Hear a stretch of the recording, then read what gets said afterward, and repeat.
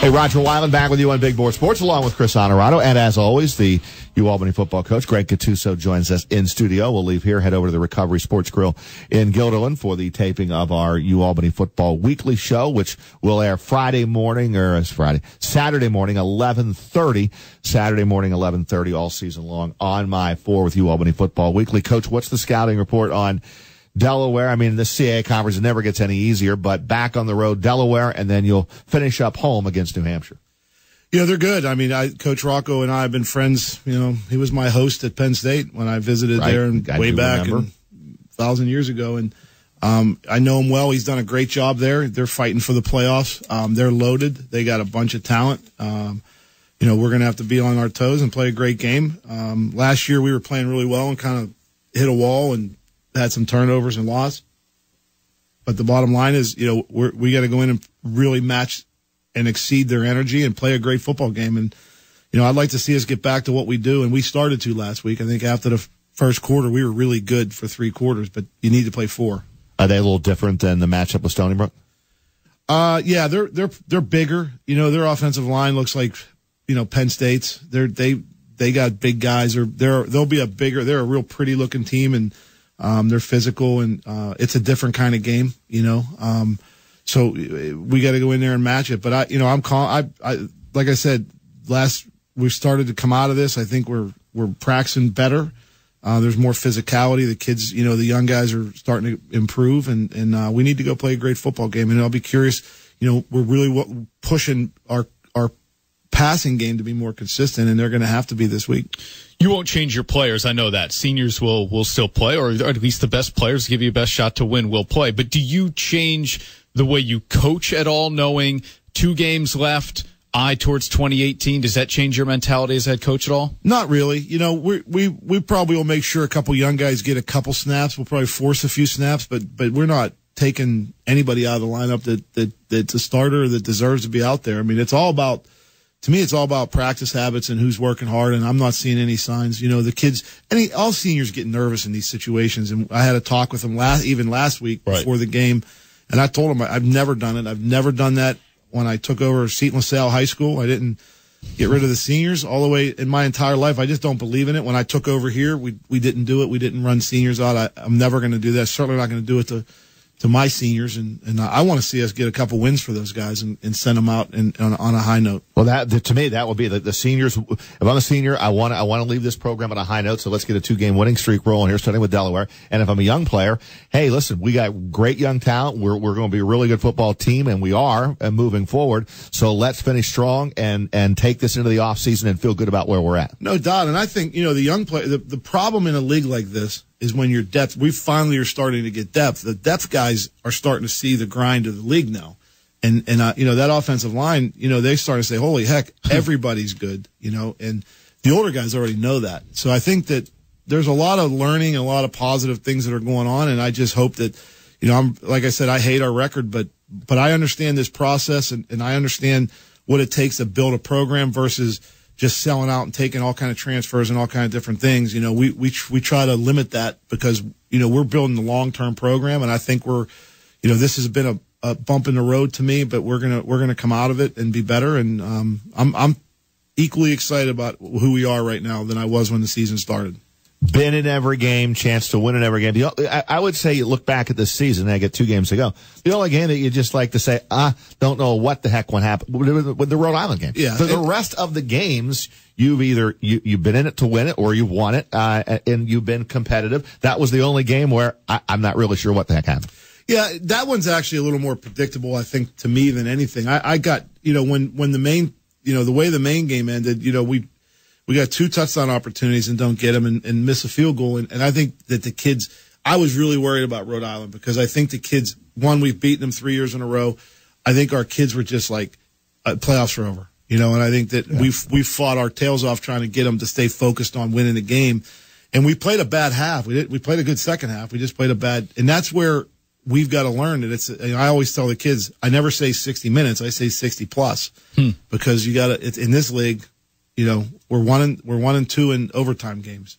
You know, that can flip your schedule. Yeah. These games, we're tight in it, and we're fighting and clawing. We're not giving games away, that's for sure. We just got to be better, keep pushing, and keep believing. And I think that the coaches are working their tails off as well, trying to figure out.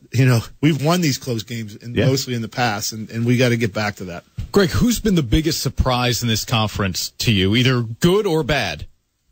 Player, team. Team. Well, I think Elon. Yeah. I knew Sig would do a good job when he went down there, Coach Sig. But I always, the one thing that you in this level that you realize is a change of coaching staff can do something. But I also know Coach Skrosky that was there before, and I know that he was working and what he was doing. Last year they had a bad year, but the year before they had a really good year. And there's talent there, and there's talent in the area. I think that every team in this league has good coaches and good players, and it's a cyclical thing. And you look at, like I said, William & Mary's in last place in the conference.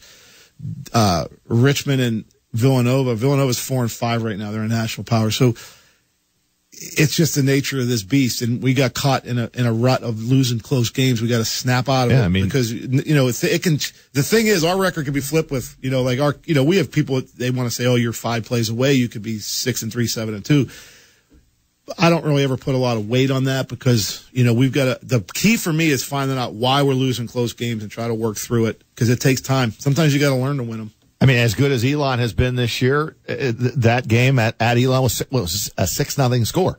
Yeah, that game, I wish, that's one, if I had one to get back, of all of them, that would probably be the one because I think we were better than them and we could have won that game on the road with a little better situation and a little better play on our part. But that's where close loss on the road. Yeah, it's a close loss against at the time people don't, Rhode Island's a vastly improved team. I know Coach Fleming, that's a good football coach. He coached a few years ago, he was coaching in the Fiesta Bowl, so this guy's a good football coach. I've known him for years. So that's the thing is it's a battle every year. We're going to flip these tight games. The key is we are playing well, but we're not playing a full 60 minutes, and that's the biggest issue I think we've had. Somehow our visits always turn to the topic of follicles. I'm noticing a little bit of a change on the upper lip for you there. Not as thick of a mustache as we're used to. Well, I'm a little superstitious sometimes, and it's little change is important. Maybe we played better last week, so maybe this week it'll get us over top. All right. I don't know what else to try. We've tried everything. We've been changing everything. We've been more physical at practice. You can see the benefits of that. You start, sometimes as a coach, you try to do too much. And that's what causes, the reason I think we don't have dissension is we're not yanking kids in and out of lineup. Mm-hmm. We're not messing with their heads. When you stay the course through hard times, I think you come out better. I feel comfortable. Some coaches don't have the luxury of fighting through a hard time. Yeah. Sometimes they get pressured to do things they don't want to do. I don't have that. I have the Mark Benson is every game and he's behind us and he knows the league and what we're going through. So sometimes you're telling us you don't feel like there's any kind of hot seat situation going on despite the way this year's gone, right? No, I don't know when it ever is good when a coach changes. When you leave, I know this, and this one thing about being an experienced head coach. I've been through this before. Maybe not to this degree, but I've been through these kind of things. And the key to getting through is sticking to your commitment to what you believe in. I have a certain philosophy that I believe in, that when we play that way, we win 80% of our games, and we're going to continue to stick through it. I'm confident in that. And that's the most important thing. I'm not going to change dramatically. We tweak and we look at things, and believe me, I've spent many nights going through, what we're doing to make sure that I'm not doing something wrong, but it's dangerous. Coaches can get themselves locked into something that maybe isn't the right thing, but that's not my feeling. My feeling is we took over a young program in a new league, and we have to grow through the growing pains, and this unfortunately is one of those growing pain situations. But I believe in what we're doing. We're in the games.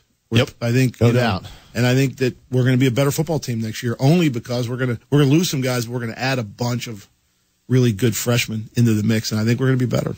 Coach, good luck on the road trip to Delaware, and then we'll pump up the military appreciation final home game against New Hampshire in 2 weeks.